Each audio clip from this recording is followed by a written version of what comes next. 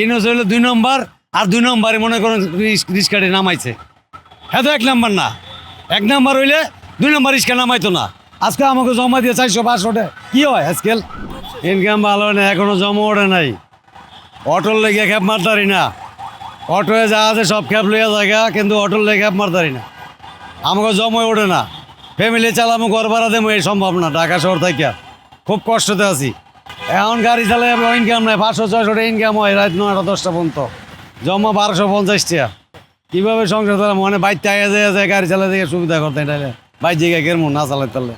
বার হয়েছি আমি 8টার দিকে, এখন লগে আছে মনে করেন 1300 টাকা জমাটা, মানে ওঠে না হিসাবে। আগে মনে করেন গাড়ি চালাই 1000-1200 টাকা পাইছি, 2-3 হাজার টাকা হয়, অনেকের হইয়া জায়গা চক্কর লাগলে হয়, নাইলে আর হয় না, বুঝছেন? এই হলো অবস্থা। ফুলবেলায় মনে করেন জমা টমা দিয়ে 400-500-600 ইয়ার বেশি পারি না। কমছে মানে মনে করেন ওই ঢাকা শহর পুরাটা যে অটো চলতেছে, হ্যাঁ অটো রিক্সা এনতে ধানমন্ডি জায়গা, মাহমুদপুর জায়গা, মিরপুর জায়গা, এই শনি একটা রায়ারবাগ, সব জায়গায় এরা ক্যাব মারে, কিন্তু কোনো জায়গায় তো না করে না। ভাড়া মনে হয় আমগুলো লাগবো 200 টাকা, ওরা জায়গায় 80 টাকা, ওরা মানুষ 3-4 জন লইয়া যায় তারে।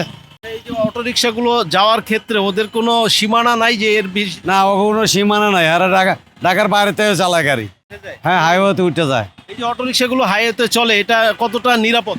নিরাপদ নাই, অ্যাক্সিডেন্ট হয়, মানে ফট করে ডাইনে লো একবার, বামে লো একবার, গাড়ি চালাইতে বহুত কষ্ট হয়ে যায়। না ও গাড়ির কাগজও নাই, ওকে লাইসেন্স নেই, আমগো লাইসেন্স আছে, গাড়ির কাগজ আছে, সব কিছু ঠিক আছে, কিন্তু এখন তো কিচ্ছুই নাই। সরকার যে কি লেগে এটা বা করছে ইনুসে কোনো কইতে পারতাছি না, বুঝছেনি? ইনুস হইলো 2 নম্বর, আর 2 নম্বরে মনে করেন রিস্কাটি নামাইছে। হ্যাঁ তো 1 নম্বর না, 1 নম্বর হইলে 2 নম্বর রিস্কা নামাইতো না। আজকে আমাকে জমা দিয়ে 400-500 টাকা কি হয় আজকাল? সব জিনিসের দাম বেশি, 1 কেজি চাল কিনে 60-70 টাকা লাগে। বাজারে গেলে 500 টাকার বাজার গেলে 2 দিন যায় না। মানুষে কীভাবে চলবো কোন? এরা প্রাইভেটও দেয় না, সিএনজিও দেয় না, ফট করে ঘুরে এলায় গাড়ি, আর পুলিশও কিছু কয় না করে। এরা যে কোনো জায়গায় যাইতে পারে ক্যাব লইয়া, সমস্যা নাই। পুলিশে কেন বলে না? পুলিশে বলে না, ভয়ে বলে না, নাহলে কইতো না গেলে অনেক তো পয়সা খাইতে পারে না, পয়সা কইতে অনেক এরা মনে যায় জান্দা মনে দিয়ে চালাই গিয়া। আর সরকার তো ঠিক নাই, হ্যাঁ ঠিক থাকলে টাইট থাকলে হ্যাঁ তো অবৈধ সরকার, বৈধ না। বৈধ সরকার হইলে তাহলে মনে করেন সব কিছু মায়া দেয়া লাগতো, হ্যাঁ কোনো মায়া দেয় নাই। হ্যাঁ খায় সোদের টেয়া খায়, খাই আইছে জীবন বইরা, এখন সোদের মতন ওই যে গাড়িও সোদে দিছে, এই সিএনজি এই যে অটোরিক্সা সোদে চলতেছে। আমি উনি এত অটোরিকশা বাড়লো কেন?